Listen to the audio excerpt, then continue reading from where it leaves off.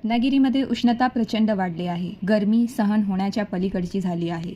मनुष्य घरात fan AC लावू शकतो, फ्रीजचं थंड पाणी पिऊ शकतो. सगळ्यात जास्त परिणाम होत आहे तर या ॲनिमल्सवर, ज्यांना पाणी मिळत नाही आहे, ज्यांना खायला काही मिळत नाही आहे आणि अशक्तपणा आला आहे. म्हणून यांच्यासाठी आम्ही शनिवार 2 मे रोजी रत्नागिरी शहरातील विविध ठिकाणी पाण्याचे कुंड बसवणार आहोत. जर तुम्हाला तुमच्या घराबाहेर लावायची असेल तर आम्ही ते मोफत मदत करत आहोत. ज्यांना कोणाला व्हॉलंटिअर करायचं आहे, तुम्ही तुमचा एरिया निवडून सहभागी होऊ शकता. डिटेल्ससाठी DM करा किंवा कॉमेंट करा. आम्ही कुठे काय भेटणार आहोत, कसं काम स्टार्ट करणार आहोत, त्याची डिटेल्स तुम्हाला दिली जाईल.